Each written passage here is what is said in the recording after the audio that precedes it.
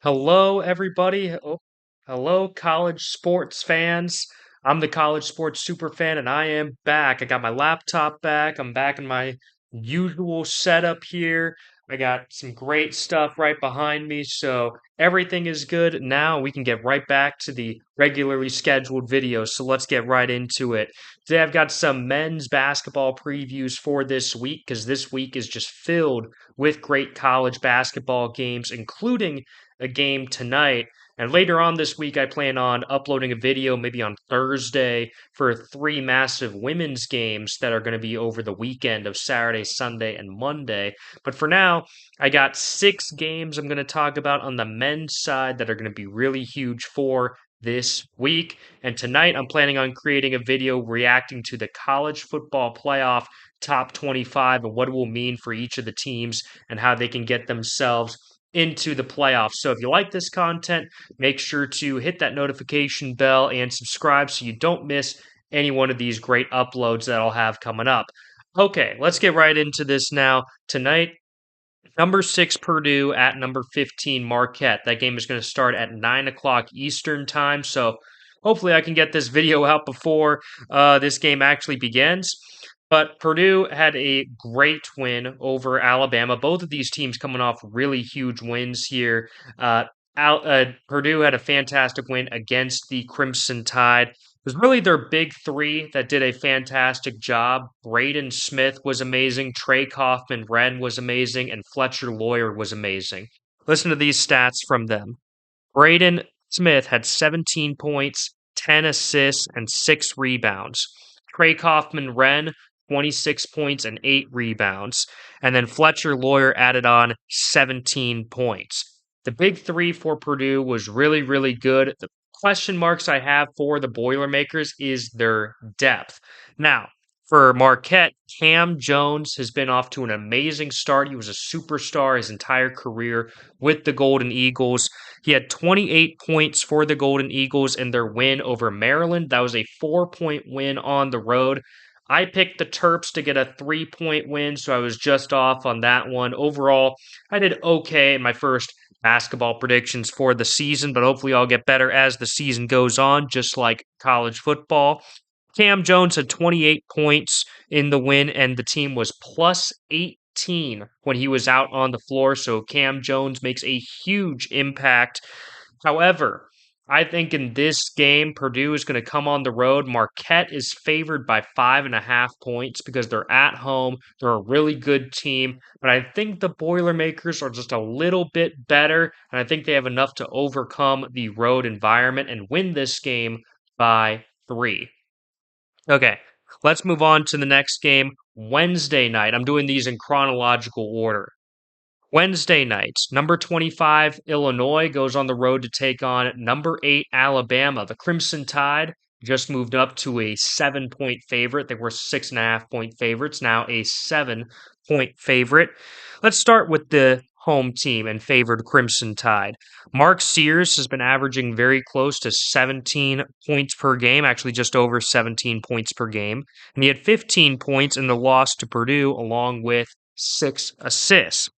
Grant Nelson also has been really good to start the season. He had 12 points and 12 rebounds in the recent loss to the Boilermakers. And one guy to keep an eye on is LeBaron Philion. LeBaron Philion seems to be coming into his own. He had 18 points in the loss to Purdue, and he seems to be getting better and better at each game he plays. For the Illini, one guy who's been a huge surprise has been Tomislav Ivisic. Tomislav Ivisic has 17.3 points per game and 9 rebounds per game. And Will Riley has also been fantastic for the Fighting Illini, 17.7 points per game and 6 rebounds per game. Here's the thing, though. I agree. I do think Alabama is going to bounce back. Not only are they the better team, they're also at home. They've also been more battle tested. And Illinois had not the greatest game against Oakland, even though we've seen Oakland in the tournament, of course, last year was fantastic with that upset over Kentucky, as we remember. But overall, Oakland's not a super talented team. Illinois should have probably won by more. I think Alabama is going to bounce back, and I think they win this game by 10. Okay. Next up, Tennessee versus Virginia. I'm going to go a little out of order here. These next two games are both on Thursday. They're both part of a tournament. They're semifinals games. So the winners of these two games will play each other in a championship. Number 11, Tennessee versus Virginia. I'm going to start with this one because it's not as big as the other one. For the Vols, Igor Milicic has been a surprise player this year for Tennessee with 14 points per game and 6.2 rebounds per game.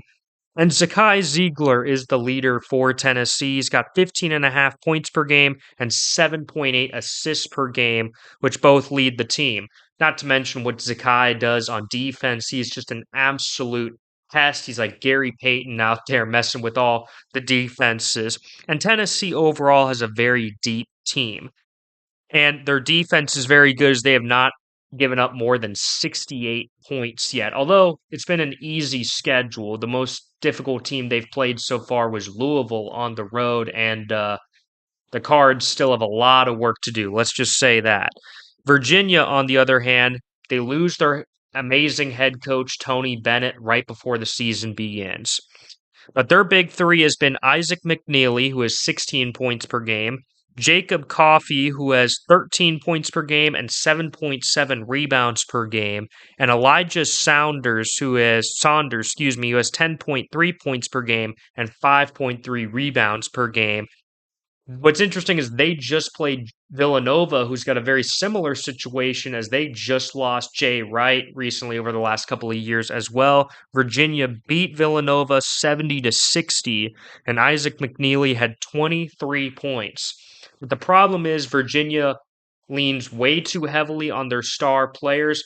They're not very deep. Hardly anybody coming off the bench has been very impressive for the Cavaliers. Tennessee is a way deeper bench. I think the Volunteers win this game by 12.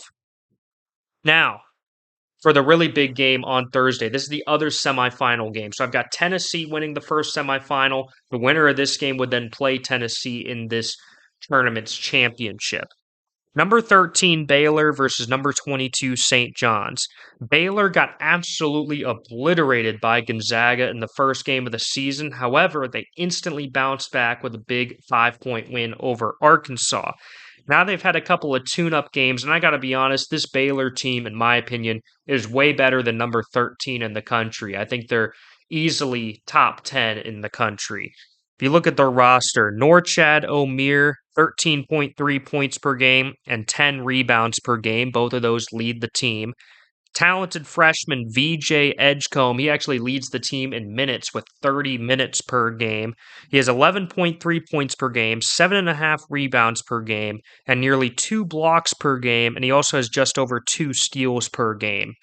So yeah, I think it's safe to say VJ is probably going to be a one and done. Let's just say that. Probably a lottery pick right there. Jared Nunn, he's got 13 points per game. Robert Wright has 11 points per game and 5.8 assists per game. And Jeremy Roach has 12 points per game and 4.5 assists per game. And then Roach and Omier, both veterans coming over from the ACC. Omier from Miami, Roach from Duke. They both know how to win big games.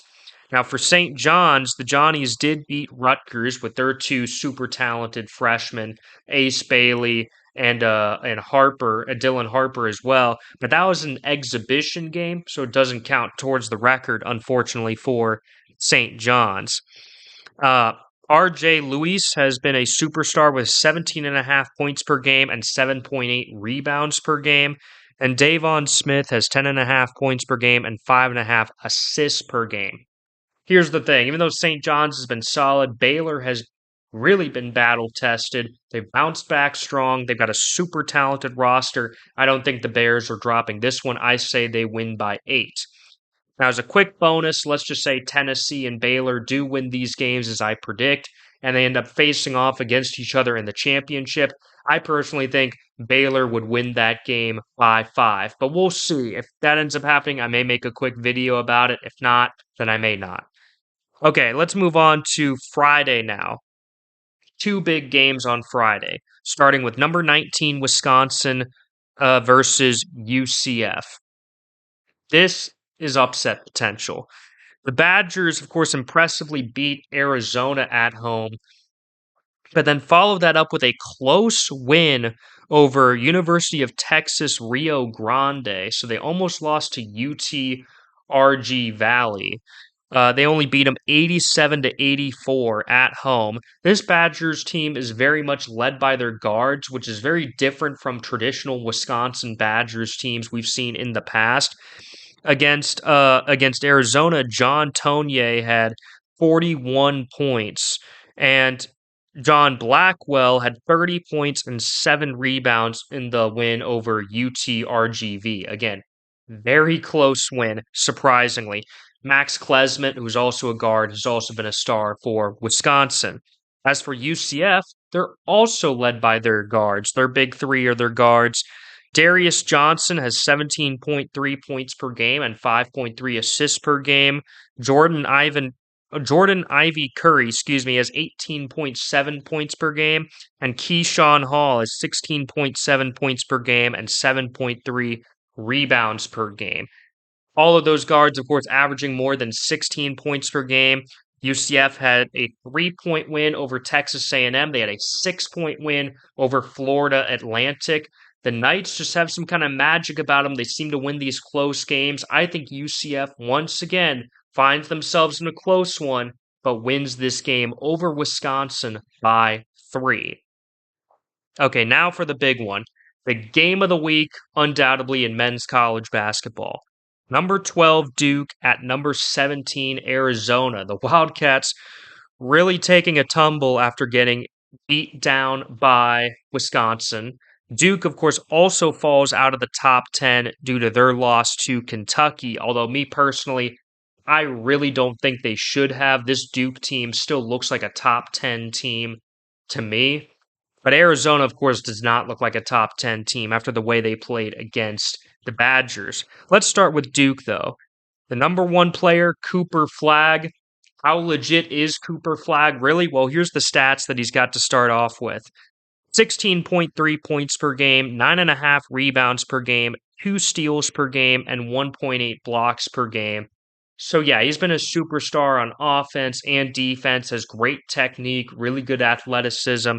He's been fantastic, and Con Newpel has 14.8 points per game.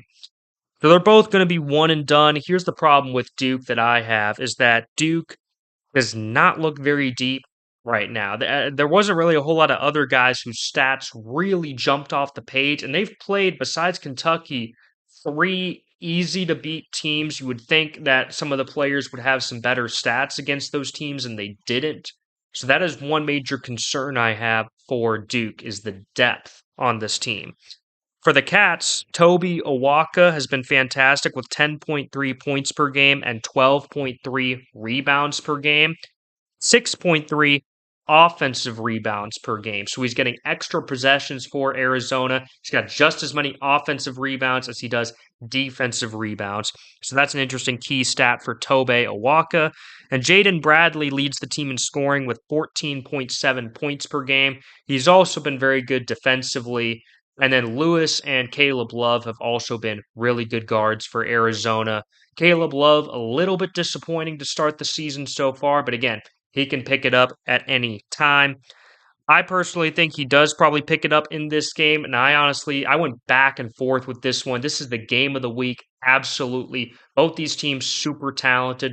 Both of them have great coaches, but I think Arizona at home bounces back strong and wins this game by 3. They have the entire week to prepare for this game. They didn't have any games between last Friday losing to Wisconsin and this upcoming game. So they have a whole week to prepare here. I think Arizona wins this game at home. That stadium is going to be crazy, and the Wildcats win by 3.